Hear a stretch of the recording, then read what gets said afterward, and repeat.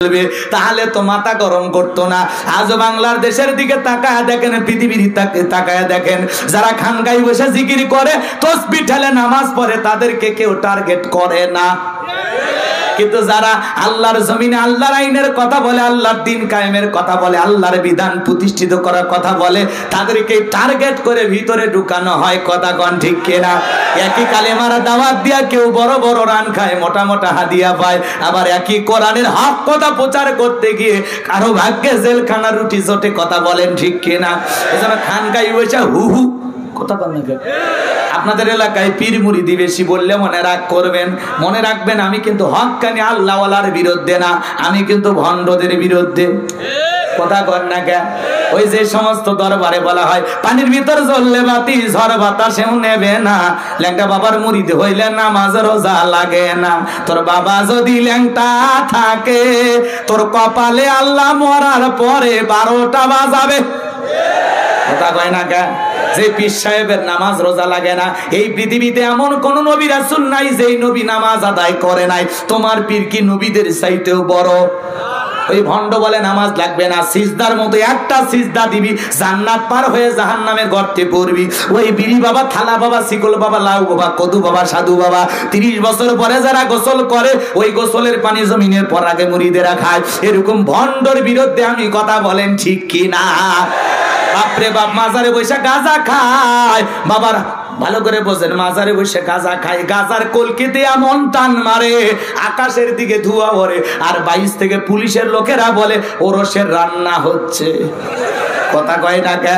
এরকম গাঁজা বাবার বিরুদ্ধে আমি কথা কন না কে? পীর ছিল শাহজালাল, শাহ পরান, শাহ মাকদুম, শাহ, এদিক খেয়াল করেন, শাহ পরান, বাইজিদ বোস্তামি, আব্দুল কাদের জিলানী, রংপুরের কেরামতুল্লাহ, আমার বগুড়ার শাহ সুলতান, রাজশাহীর শাহ মাকদুম, বড় বড় আল্লাহওয়ালাদের মাধ্যমে এই জমিন ইসলামের প্রচার প্রসার হয়েছে।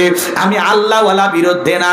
আমার আল্লাহ বলে না কুনু মা সাদিকিন, তোমরা সত্যবাদীদের সঙ্গী হও। যে পীরের পা থেকে মাথা পর্যন্ত নবীর সুন্নত দিয়ে ঢাকা, যার চেহারার দিকে তাকাইলে আল্লাহর কথা স্মরণ হয়, এমন হক্কানি আল্লাহওয়ালা যেখানে আমরা আছি, আর ভণ্ড পীর যেখানে আমরা নাই।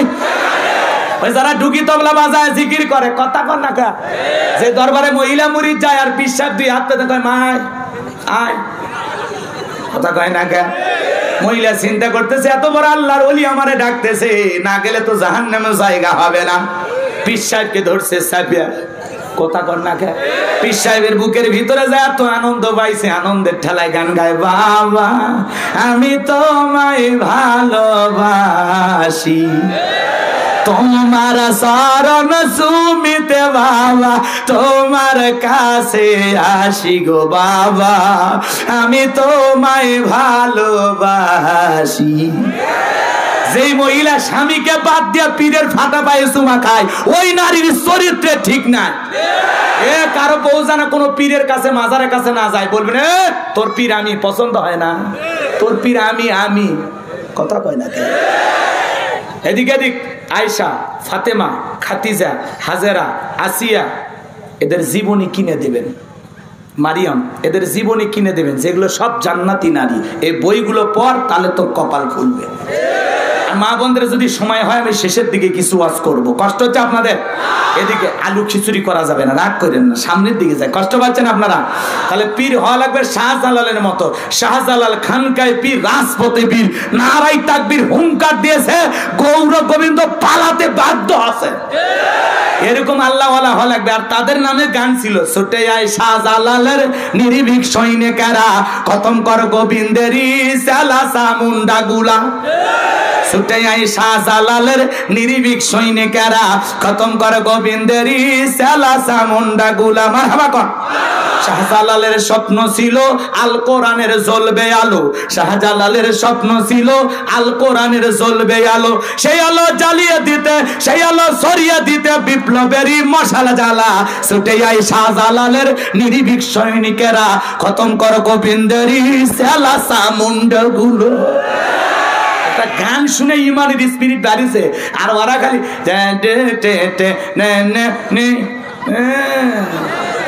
তোমরা খালি এগুলো শিখছ, তোমাদের স্পিরিট নাই। আল্লাহকে গালি দেয়, রসুলকে গালি দেয়, তোমাদের প্রতিবাদ দেখা যায় না।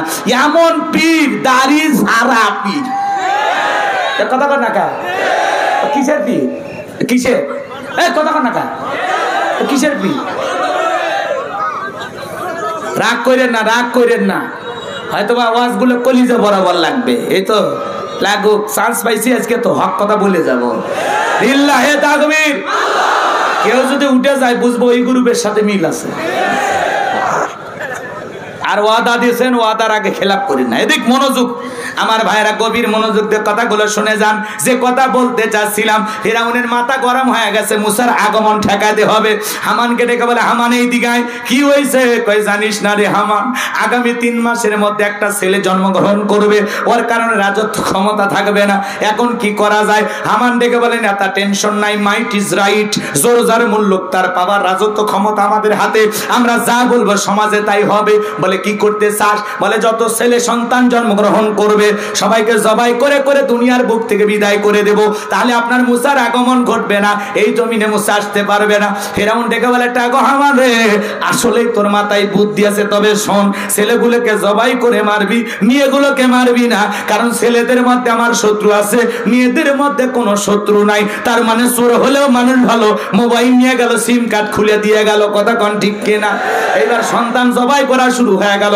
ধরে আর জবাই করে মনে করছে এটাই মুসা জবাই কর এটাই মুসা জবাই কর মনে রাখবেন মুসা কয়জন মুসা কয়জন আর এরা হাজার হাজার জবাই করতেছে এজন্য জালেমদের কাছে অপরাধ করে একজন আর ওই জালেমেরা এক অপরাধের শাস্তি হাজার জনের উপরে চাপায় দেয় কথা কোন ঠিক কিনা বিনা দোষেও দোষী করে জালেমদের কাছে কোনো অপরাধ করা লাগে না ভালো করে বোঝার চেষ্টা করেন এইবার 3 মাস অতিবাহিত হয়ে গেল দবিরে তো বলে দবিরা এইবার গবেষণা করে দেখ আমার পথের কাটা মুসা মরলো না বাঁচলো দবিরা ভাগ্য গবেষণা করে বলে নেতা যদি আপনি বনি ইসরাইল মায়ের বুক থেকে হাজার হাজার সন্তান নিয়ে জবাই করেছেন কিন্তু আপনার পথের কাটা মুসা এখনো মরে নাই মায়ের কোলে জীবিত আছে সুস্থ আছে কিন্তু কোথায় আছে এইটা বলার ক্ষমতা আমাদের নাই বলেন আল্লাহ আল্লাহু আকবার ওয়া মাকারু ওয়া মাকারাল্লাহ ওয়াল্লাহু খায়রুল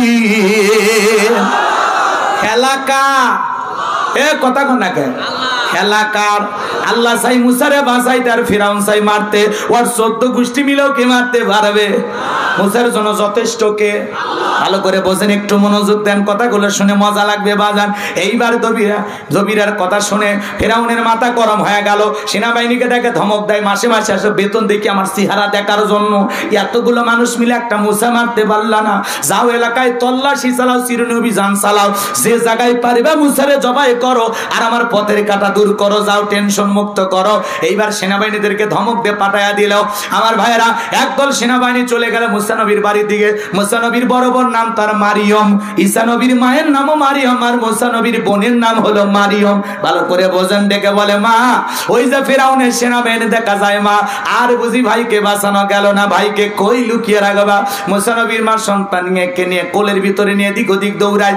কে জানো এলহামের মাধ্যমে আওয়াজ দা বলে মুসার মা তোমার চুলার ভিতরে ছেলেটাকে ফেলে দাও কথা দিলাম গো তোমার ছেলেকে তোমার কোলেই ফেরায়া দেব মারহাবা কর আর দেরি করলেন না চুলার ভিতরে সন্তানটাকে ফেলে দিলেন ফিরাউনের সেনাবাহিনী পুরো বাড়ি সার্চ করলেন তল্লাশি চালাইলেন অভিযান চালায় চলে গেল কিছুই পাইল না মুসা নবীর বাবা ডেকে বলে বিবিরে ওই জালেমদের ভয়ে সন্তানকে চুলার ভিতরে ফেলে দিলি আমার মনে হয় আমার মুসা আর বেঁচে নাই এই কথা বলে মুসা নবীর বাবা কান্দে স্বামীর চোখে দেখে পানি দেখে মুসা নবীর মা কান্দে মুসা নবীর মা বাবার অন্তরে দয়া মায়া আছে আপনার আমার মা বাবার অন্তরে দয়া মায়া আছে না নাই যুবক রে সেই মা বাবার মনে কষ্ট দিও না ওয়াকাদ রাব্বুকা আল্লা তা'বুদু ইল্লা ইয়্যাহু ওয়া বিল ওয়ালিদাইনি ইহসানা আল্লাহ বলে আমার ইবাদত করো আমার গোলামি করো আমার ইবাদতের সাথে কাউকে শরীক করো না আমার ইবাদতের পর তোমাদের দায়িত্ব হলো মাতা পিতার খেদমত করা তাদের সাথে উত্তম আচরণ করা ভালো ব্যবহার করা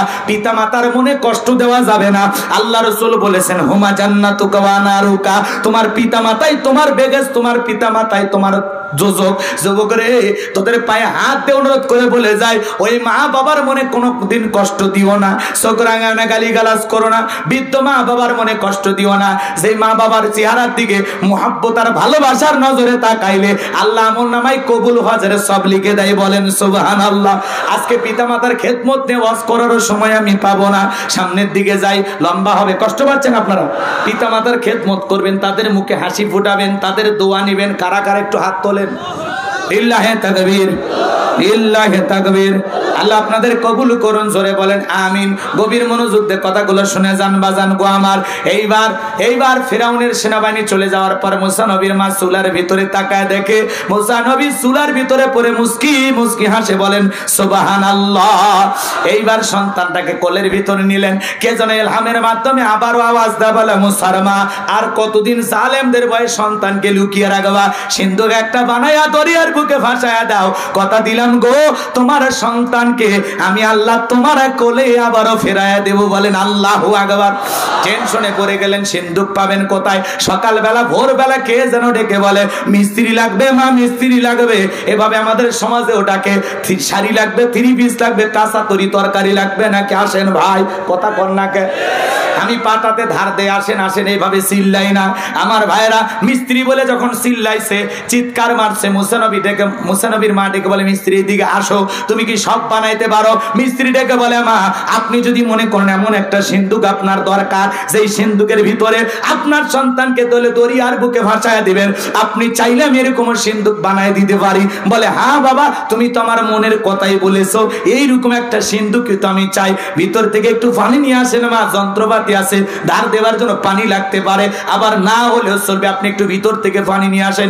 মুসা নবীর মা ভিতর থেকে পানি নিয়ে এসে দেখে মিস্ত্রি সুন্দর একটা সিন্ধুক বানায়া দাঁড়িয়ে আছে। বলেন আল্লাহু আকবার। এইবার সিন্ধুকটা হাতের মধ্যে দিয়ে মিস্ত্রি শুধু দৌড়াইতে থাকে। মুসা নবীর মা ডেকে বলে, মিস্ত্রি এই বিপদের দিনে এত বড় উপকার করলা, লোহার পয়সা কি নিবা না, কাঠের পয়সা কি নিবা না, তোমার পারিশ্রমিকের দাম কি নিবা না? ডেকে বলে, মা যারা বিপদে পড়ে আমি তাদের উপকার করি, বিনিময়ে কোনো টাকা পয়সা গ্রহণ করি না। আমার হাবা কম। এইবার মুসা নবীর মা ডেকে বলে, মিস্ত্রি এই দুর্দিনে এত বড় উপকার করলা, লোহার পয়সাও নিবা না, কাঠের পয়সাও নিবা না, তোমার কষ্টের দামটাও নিবা না, অন্তত তোমার নামটা বলে যাও, মাঝে মাঝে তোমার কথা মনে বলে আল্লাহর কাছে তোমার জন্য দোয়া করব। মিস্ত্রি ডেকে বলে, মা আমি দুনিয়ার কোন সাধারণ মিস্ত্রি না, আমি আল্লাহর ফেরেশতা, আমার নাম হলো জিবরাইল। এইবার সিন্ধুকের ভিতরে মুসা নবীকে তুলে দরিয়ার বুকে ভাসায়া দিলেন। আর মেয়ে মারিয়মকে বলে, মা সিন্ধুক ভাসতে ভাসতে কই যায় খবর নিয়ে আসবি। এইবার সিন্ধুক ভাসতে ভাসতে চলে গেল ফিরাউনের ঘাটে। ওই দিন বিকেল বেলা ফিরাউন তার প্রিয়তমা স্ত্রী আসিয়াকে নিয়ে আসছে সমুদ্র সৈকতে হাওয়া খাইতে। বলেন মারহাবা। ফিরাউন কাফের হওয়ার পরে বউকে নিয়ে বিনোদন করত। মাঝে মাঝে বউকে নিয়ে একটু বিনোদন করার দরকার আছে না নাই? হালাল বিনোদন। মাঝে মাঝে স্ত্রীকে নিয়ে কক্সবাজার বেড়াইতে যাবেন, সমুদ্র সৈকতে দেখাইতে, কথা কথা রাঙ্গামাটি, খাগড়াছড়ি, বান্দরবন পিকনিক স্পটে মাঝে মাঝে বউকে নিয়ে ঘুরতে যাবেন। আমি কি বলেছি কক্সবাজার যায় বউকে নিয়ে হাফ প্যান্ট পরে গোসল করেন? আমি কি তাই বলছি? পর্দা করে নিয়ে যাবেন, ফরজ পর্দা করে চিড়িয়াখানা দেখতে নিয়ে যাবেন, এগুলো আল্লাহর সৌন্দর্য সৃষ্টি দেখাতে যাবেন। কথা কথা আপনি তো এমন কৃপণ, জীবনে কোনোদিন বউকে খুশি হয়ে 50 টাকা হাতে দেননি। এমনি আশের বাড়ি পাশের লোকের সাথে সম্পর্ক করে, বাড়ির পাশের লোকের সাথে সম্পর্ক করে না, ও 200 করে দেয় মাঝে মাঝে। কথা কি বুঝতে পারছেন? এজন্য বউকে কন্ট্রোলে রাখতে হলে বেশি করে ভালোবাসুন। বউকে কি করবেন? কথা কর নাকে, বউকে বেশি করে ভালোবাসা লাগবে, সময় দেওয়া লাগবে। মাঝে মাঝে 200-100 টাকা হাতে দিয়ে বলবেন, শোনা বউ আমি তো তোমার খোঁজ খবর নিতে পারি না, মাঝে মাঝে তোমার কিছু খাইতে মনে চাইলে এই টাকা দিয়ে কিনে খাইও। কথা কথা খাই। মাঝে মাঝে বউয়ের হাতে টাকা দিবেন, সপ্তাহে 2-100 টাকা দেবেন, মাসে অন্তত 400-500 টাকা বইয়ের হাতে দিন, তার হাত খরচ থাকতে পারে। সব কথা আপনার কাছে বলা লাগবে। বিরাট বড় স্বামী হচ্ছেন আপনি না? কথা কর না, তাদের পার্সোনাল অনেক কিছু থাকতে পারে। রাগ করতেছেন নাকি আপনারা? স্ত্রীকে ভালোবাসবেন, ভালোবাসবেন। বাইরে গেলে ফোনে অন্তত একবারও যদি কথা হয় বলবেন, আই মিস ইউ সোনা বউ, তোরে আমি খুব মিস করতেছি, কখন যে বাড়িতে আসবো। একটু রসিকতা করবেন, স্ত্রীর সাথে রসিক কথা করাও সব। সুবহানাল্লাহ বলেন। চারটে সুন্নত, স্বামী স্ত্রীর মধ্যে কয়টা সুন্নত? এই চারটে সুন্নত যদি কোনো স্বামী স্ত্রী আমল করে, বিশ্বাস করেন তাবিজ লাগবে না, পিসাবে দোয়া লাগবে না, পানি পড়া লাগবে না, জীবন চলে যাবে, তাও স্বামী স্ত্রীর মধ্যে তালাক হবে না। শুনবেন চারটে সুন্নত কি স্পেশাল, খুবই গুরুত্বপূর্ণ। শেষে বলবো, মুনাজাতের আগে। রাগ করতেছেন নাকি? এ চাচা, ওটা বসা করা যাবে না, বসেন বসেন। আমার টাইম এখনো শেষ হয়নি, আপনাদের টাইম তো 2টা পর্যন্ত, 1টা পর্যন্ত থাকেন, নড়াচড়া করেন না। এই বস, কোনটা বসেন, কত কষ্ট পাচ্ছেন? এরপরে যারা দূর দূরান্তরে মানুষ চলে যাচ্ছেন, যদি পারেন, রাস্তায় আমার গাড়ি রাখা আছে, গাড়িতে আমার লেখা একটা বই আছে, শেষ বিদায়। মরণের পর একজন মৃত মানুষকে কিভাবে দাফন কাফন করতে হবে, মৃত ব্যক্তির এদিক খেয়াল করেন, আত্মহত্যা করে মারা গেলে তার জানাজায় যাওয়া জায়েজ না হারাম? মৃত ব্যক্তিকে চুমা খাওয়া জায়েজ না হারাম? স্বামী স্ত্রী মারা গেলে একে অপরকে গোসল করাইতে পারবে কিনা? নবীর তরিকা একটা মানুষকে শেষ বিদায় কিভাবে দিতে হয়? একটা মানুষ রাস্তায় পড়ে আছে, লোকটা মুসলমান না হিন্দু, বুঝবেন কিভাবে? কথা কি বোঝেন নাই? দুর্যোগপূর্ণ সময় মানুষ মারা গেছে, মাটি দেওয়ার কোনো জায়গা নেই, ওই সময় করণীয় কি? কথা কি বোঝেন না? খুব গুরুত্বপূর্ণ কিছু মেসেজ, জান্নাত জাহান্নাম, আখিরাত, কবরের সলজব সহ 76 পৃষ্ঠার ওই বই। আমার মাদ্রাসার ঠিকানা এবং আমার 2টা মোবাইল নাম্বার এই বইটার ভিতরে দেওয়া আছে। আমার একটি মাদ্রাসা আছে, মাদ্রাসায় নূরে মাদিনা এতিমখানা লিল্লা বোর্ডিং। আমার মাদ্রাসায় এতিম বাচ্চাদের থাকা, খাওয়া, চিকিৎসা, পোশাক সম্পূর্ণ ফ্রি। আপনাদের দোয়ায়, আল্লাহ পাকের দয়া, আমি খরচটা বহন করার চেষ্টা করি, একটু দোয়া করবেন না? পাশাপাশি একটা মসজিদ বানাবো, একটা গণকবরস্থান বানাবো, আল্লাহ যেন আমার এই স্বপ্নগুলো পূরণ করে দেন, জোরে বলেন আমিন। যদি পারেন স্মৃতি হিসাবে আমার এই বইটা মুনাজাতের পরে মঞ্চে পাবেন। আর এখন যারা চলে যাচ্ছেন, গাড়ির ড্রাইভার গাড়িতে রাস্তায় রাখা আছে, ড্রাইভারের নাম হারুন, হারুন ভাইয়ের কাছে গেলে আপনারা বইটা পাবেন, 50 টাকা হাদিয়া দিয়ে বইটা সংগ্রহ করবেন। খুবই গুরুত্বপূর্ণ মেসেজ দেওয়া আছে। যুবকেরা অবশ্যই এগুলো বই পড়ে না, ওরা পরে উপন্যাস, প্রেম কেন কাদায়, আছে না নাই? যৌবনের মৌবনে, উপন্যাসের নাম কি? যৌবনের মৌবনে, অভিশপ্ত রাত, মানে ওই রাতে কি ঘটছে আমি আর বলবো না, ওই উপন্যাস পড়লে খালি সিসি করবেন। এরপরে উপন্যাসের নাম কি? মিলন হবে কতদিনে, তোমার মরণের পরে। এ কথা কন না কে? এগুলো বই পুস্তক পড়লে চরিত্র নষ্ট হবে। বই পড়তে হবে চোখে দেখা কবরের আযাব। কথা কয় না কে? গুনাহ মাফের সহজ আমল। মহিলারা জান্নাতি হবে কিভাবে, আর রাহিকুল মাকতুম, এগুলো বই পড়তে হবে, যেগুলো বই পড়লে রসুল সম্পর্কে জানা যাবে, জান্নাত জাহান্নাম কবর সম্পর্কে জানা যাবে। কথা বলে দেখেন, যেগুলো বই পড়লে অন্তরে ভীতি পয়দা হবে, তাকওয়া পয়দা হবে। কথাকে বোঝা গেল? যদি পারেন, অনেক কথা মিশ্রিত আছে, প্রত্যেকটা হাদিস এবং আয়াতের নাম্বার দেওয়া আছে, রেফারেন্স সহকারে বই লেখা আছে, যদি পারেন আর নিয়ে যাবেন, আল্লাহ কবুল করেন। জোরে কোন আমি। আমার ভাই রাগ করতেছেন মনে হয়, কষ্ট মনে নেবেন না, কোন কথা ভুলে গেছেন, বইয়ের সাথে বিনোদন করবেন, পরে পরে পরে ওই জায়গায় পরে আসতেছি। এইবার সিন্দুকটা তুলে ফিরাউনের কাছে নিয়ে গেছে, ফিরাউন ডেকে বলতে চাই, সেনাবাহিনী সিন্দুক খোলো।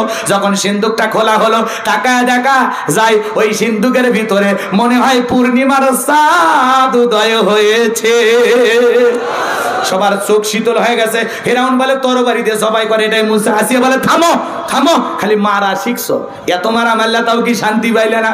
স্বামী গো, এই সিন্দুকের কাঠের দিকে তাকায় দেখো, এমন কাঠ কি তোমার দেশে পাওয়া যায়? ফিরাউন কাঠটা নাইরে সারে বলে, বিবি রে, এরকম কাঠ তো আমি কেন, আমার বাপও দেখেনি, 14 গোষ্ঠীও দেখে নাই। তখন আসিয়া বলতে, স্বামী শোনো, এই সন্তান ভিন দেশি কারো সন্তান, বাঁচতে বাঁচতে আমাদের দেশে আসছে, এমন ফুটফুটে সন্তানটাকে আমি মারতে দেব না, এই ছেলেটাকে আমাদের পালক পুত্র হিসাবে লালন পালন করব। এখন বলো তুমি রাজি কিনা? আমি কি তোমার কাছে জীবনে কোনো কিছু চাইছি? আমার এই আবদারটা কি রাখবা না? অনেক কঠিন স্বামীও মাঝে মাঝে বইয়ের কাছে দুর্বল হয়। ফিরাউন বলি, এতগুলো মারলাম, মুসা খুঁজে পেলাম না, আর একটা সিন্ধুকে পাওয়া বাচ্চা পালবি যখন, ঠিক আছে যা দিয়ে দিলাম। এবার আসিয়া বলে, সন্তান তো দিলেন, খালি সন্তান দিলে হবে? দুধ খাওয়াবে কোন মহিলা? একটু ঢোল পিটায় খবর দেন, ফিরাউনের ছেলে সন্তান যে দুধ পান করাবে, মাসে মাসে তারে বেতন দেওয়া হবে। বলেন আল্লাহু আকবার। খেলাকার খেলাকার, যারে খুঁজতেছে মারার জন্য, আল্লাহ তার কাঁধেই দায়িত্ব দিল লালন পালনের জন্য। এইবার শোনেন মাজান আমার ভালো করে কথাগুলো বুঝবেন। এইবার হাজার হাজার মহিলা ফেরাউনের ছেলে সন্তানকে দুধ পান করার জন্য আসছে বাজান, মুসা নবীকে দুধ পান করার জন্য আসছে, স্তন কুলে মুখ লাগায়। নবী মুসা কোনো মহিলার দুধ পান করে না, সমস্ত নারীরা ব্যর্থ হয়ে চলে গেল। ওই যে মুসা নবীর বড় বোন নাম মারিয়াম ডেকে বলে, রানী আসিয়া মনে কিছু নেবেন না, আমার কাছে এমন একটা ধাত্রীর খবর আছে যে কোনো সন্তান তার দুধ পান করতে পারে। তাই নাকি? বলে হ্যাঁ। কই? তাহলে 2 জন লোক দেন। 2 জন লোক পাঠাইয়া মুসা নবীর আপন মাকে নিয়ে আসা হলো। ভালো করে বোঝার চেষ্টা করবেন। সন্তান কোলের মধ্যে নিয়ে মুসা নবীর মা যখন স্তন কুলে মুখ লাগায় দিয়েছে, মুসা নবীর মায়ের স্তনে দুধ খাওয়া শুরু করেছে। বলেন আল্লাহু আকবার। নবীদেরকে শিশুকাল থেকে জ্ঞানী বানিয়েছেন কে? আরো জোরে বলেন তোকে। নবী মুসা আলাইহিস সালাম দুধ পান করতেছে, আসিয়া ডেকে বলে আপনার বেতন ডাবল, থাকার কোয়ার্টার ফ্রি। নবী মুসার মা ডেকে বলে, আসিয়া সন্তান আপনার বাড়িতে নয়, যদি সন্তানকে দুধ পান করাতে চান সন্তান থাকবে আমার বাড়িতে। রানী গো, আপনি রাজি থাকলে আমি দুধ পান করাবো। ডেকে বলে আমার কোনো সমস্যা নাই, সন্তানটাকে নিয়ে যাও। কিন্তু এর চোখের আমি মায়ায় পড়ে গেছি, মাঝে মাঝে সন্তানটাকে একটু দেখায় নিয়ে যায়। এখন মার হাওয়া ওদের কথায় আছে, মায়ের সাথে মাসির দরদ বেশি। কথা কয় না কা? অরিজিনাল মা মুসা নবী, আর পালক মা হলেন আসিয়া। কষ্ট পাচ্ছেন আপনারা? রাগ করেন না, মন খারাপ করেন, এমনিতে কথাগুলো বললাম বাজান, গভীর মনোযোগ দেন। মুসা নবীর মা দুধ পান করাইলেন। পৃথিবীর প্রথম মা মুসা নবীর মা, যে মা আপন সন্তানকে দুধ পান করানোর বিনিময়ে বেতন পাইছে। মারহাবা বলবেন না? একটু মনোযোগ দেন। মুসা নবী দুধ পান করার শেষ হয়ে গেল, চলাফেরার বয়সে উপনীত হয়েছে। একদিন আসিয়া বলতেছে, ধরো সন্তান একটু কোলে নাও। ফেরাউন বলতেছে, সন্তান একটু কোলে নাও। মানুষ দেখলে মনে করবে ছেলে তোমার না। ধরো। মেয়ে মানুষ যখন দেখবেন খেপে যায়, রাগ হয়ে যায়, কয় তোমার জিনিস তুমি সামলাও, এটা ক্যাসেট দিয়েছে আমার, সারাদিন খালি ভ্যাপো আছে না নাই? বউ যখন রাগ হয়ে যায় দেখবেন সন্তান রাগ করে আপনার কোলে দেয়, সামলাও, খালি আমারই দায়িত্ব, খালি এমনি বাবা হয়েছে, ধরো। আছে না? জান ভাইজে ঘাবড়াচ্ছে। মানুষের সন্তান আছে কি শান্ত, আর এটা খালি সারাদিন কান্দে। এত জ্বালা কেমনে সহ্য করি? আগে যদি জানতেন এরকম খারাপ, পেটত নিতেন না। এরকম রাগ করে। আছে না? রাগ করতেছেন মনে হয়। ফেরাউনকে ডেকে বলতেছে, একটু সন্তান কোলে না, ধরো। মানুষ দেখলে মনে করবে ছেলে তোমার না। আসিয়া সন্তান কোলেতে ভিতরে চলে গেল। মুসা নবীর চেহারা ফুটফুটে সুন্দর। সুবহানাল্লাহ কোন? আল্লাহ যাকে যেই জামানার নবী বানায় তাকে ওই জামানার সবচেয়ে সুন্দর মানুষ হিসাবে আল্লাহ পাঠায়া দেয়। বলেন আল্লাহু আকবার। ফিরাউনের কঠিন হৃদয় গইলে গেছে। সুমা খাওয়ার নিয়তে ঠোঁটটা বাড়াইছে, যেরকম কচি গাল, কি সুন্দর চেহারা, একটু সুমা খাই, এ নিয়তে আদর করার নিয়তে যখন ঠোঁটটা বাড়াইছে, বাপরে বাপ, এমন এক 5 মণ 10 মণ ওজনের থাপ্পড় লাগাই দিয়েছে। এক থাপ্পড়ে নেতা চিৎকার মেরে উঠছে। আশেপাশে জনগণ আছে, বলে নেতা চিৎকার মারলেন, ব্যাপারটা কি? বলে আমার বাড়ি, আমি চিৎকার মারছি, তোদের কি ডাকছি? যা, ছেলে থাপ্পড় মারছে, কথা জনগণ জানলে কি ইজ্জত থাকবে? এমনি ধমক দেয়, তাদেরকে তাড়ায় দিলেন। ওদেরকে তাড়ায় দেওয়ার পর আসিয়া ডেকে বলে, আসিয়া, ও আসিয়া, আয় আয়, তাড়াতাড়ি করে আয়। আসিয়া ভাই কি বলবার, সারের মতো চিল্লাও কা? কয় চিল্লাবো না, এর চোখে মুখে যে আগুন দেখছি, এ মুসা ছাড়া কেউ না, তরবারি দিয়ে জবাই করি, পথের শত্রু দূর করি। আসিয়া বলে, কি করছে এই ছেলে? বলে, এই ছেলে আমার গালে থাপ্পড় মারছে। আসিয়া বলে, ঢং করা জায়গা পাও না, এই ছোট মানুষ কখনো থাপ্পড় মারতে পারে? ফেরাউন ডেকে বলে, বিবি রে, কেমনে তোরে বুঝাবো? গাল তো তোর ছিল না, গাল ছিল আমার, মজা কি আমি টের পাইছি। আর এ থাপ্পড়ের ওজন বুঝাইয়া দেয়, এ মুসা ছাড়া কেউ নাই, ওর চোখে মুখে যে আমি আগুনটা দেখছি। কথা কয় না কেন? এ জায়গায় অনেক ঘটনা আছে, পরীক্ষা নিরীক্ষা আমি বলার সময় পেলাম না, একটু কাটছাট করে দিলাম। মুসা নবীর বয়স হয়ে গেল 25 বছরের, টকবকে যুবক। দেখতেছেন বনি ইসরায়েলের কিপ্তির মধ্যে মারামারি চলতেছে। মুসা আলাইহিস সালাম ডেকে বলে, এ কিপ্তি, সব জায়গায় নেতার গরম দেখাস, কিছু কিছু লোক আছে দেখেন না নেতার গরম, কামাক চিনিস, আমি মুখ নেতার আপন খালাতো বোন, তার ছোট মেয়ে বিয়ে করেছি, কি হাইব্রিড পরিচয়। আছে না নাই? কথায় কথায় মানুষকে বলে খায়া ফেলে, দেখে নেব, খবর আছে। আছে না নাই? খালি কথায় কথায় হুমকি ধুমকি। ভাই রে ভাই, এত গরম দেখাবেন না। আল্লাহ যদি 3 বার বমি দেয় আর পেছনের দরজাটা একবার ঢিল করে দেয়, ময়মনসিংহ মেডিকেল কলেজ হাসপাতালে ভর্তি হয়ে কান্দা লাগবে। কথা কন ঠিক কিনা? স্ত্রী দেখতে গেছে, সেলিমের বাপ, তোমার শরীরের কি অবস্থা? কয়, মা তুই দোয়া কর। বড় ছেলে দেখতে গেছে আব্বার শরীরের কি অবস্থা, কই ভাই তোমাকে চিনতে পারলাম না। আল্লাহ যদি পাতলা পায়খানার বমি দেয়, বউ বাচ্চাকে চিনতে পারবা না, বিদায় ফাফর নিও না, চাপাবাজি দিও না, বেশি ভাব নিও না। তোমার দেখে শক্তি আছে, আমাদেরও শক্তি আছে, আমরা নরম বলে শক্তি দেখাই না। কথা কন না কেন? রাগ করতেছেন? জুলুমের শেষ আছে, জুলুম নির্যাতন যত বাড়বে ইসলামের বিজয় তত নিকটে। কথা কন না কেন? একটু মনোযোগ দিয়ে কথাগুলো শোনেন বাজান। মুসা নবী রেখে বলে কিপ্টিরে তোর বাড়াবাড়ি আর মেনে নেওয়া যায় না। এই কথা বলে এক থাপ্পড় বা এক ঘুষি মেরেছে, দুনিয়ার থেকে ডিলেট। ইন্না লিল্লাহি ওয়া ইন্না ইলাইহি রাজিউন, জায়গাতে মরে পড়ে আছে। কথা বোঝেন নাই? সাথে সাথে মামলা হয়ে গেল ফিরাউনের দরবারে, মুসা নবী হয়ে গেল মার্ডার কেসের আসামি। ভালো করে বোঝেন বাজান গো আমার। আল্লাহ ডেকে বলে মুসা রে আর থাকা যাবে না, মাদাইনের দিকে রওনা করো। মুসা আলাইহিস সালাম আল্লাহ রাব্বুল আলামিনের ওয়াদার পাইয়া চলে গেলেন মাদাইনে। মাদাইনে যাওয়ার পর আল্লাহর পয়গাম্বর শুআয়ব আলাইহিস সালামের মেয়ের সাথে দেখা হয়ে গেল। লম্বা ঘটনা, পানি খাওয়ানোর ঘটনা আপনারা অনেকেই শুনেছেন। আমার ভাইরা ওই দুইটা মেয়ের সাথে চলে গেলেন। মুসা নবী আগে আগে যায় আর তারা যায় পিছনে পিছনে। বাড়িতে যায় বলে বাবা এই ছেলেটা এত ভদ্র, এত লাজুক, বাবা এরকম ভদ্র মানুষ হয় না। সেই ছেলেটা আমরা দুইটা বোন কয়েকটা ঘন্টা সময়টা কাটাইয়া দিলাম, একবারও আমাদের দুই বোনের দিকে ফিরেও তাকায় নাই। বলেন আল্লাহু আকবার। ছেলেটা বড় লাজুক, দেহে অনেক শক্তি আছে। আপনি যদি চান রাখাল হিসাবে, চাকর হিসাবে আমাদের বাড়িতে কাজ দিতে পারেন। শুআয়ব আলাইহিস সালাম বৃদ্ধ হয়ে গেছেন, রাজি হয়ে গেলেন। আর মুসা আলাইহিস সালাম যখন ওই বাড়িতে রাখালের কাজ নিয়ে কাজ শুরু করলেন, মুসা নবীর ব্যবহার দেখে মুগ্ধ হইয়া, নবীর ব্যবহার ভালো না হইয়া পারে, শুআয়ব আলাইহিস সালাম তার বড় মেয়ে সফুরার সাথে বিবাহের ব্যবস্থা করে দিলেন। বলেন আল্লাহু আকবার। 8 থেকে 10 বছর শ্বশুর বাড়িতে থাকলেন ঘর জামাই। এলাকায় যদি কেউ ঘর জামাই থাকে বুঝবেন মুসা নবীর সুন্নাত আমল করতেছে। খবরদার ঘর জামাইদের সাথে অবহেলা করবেন।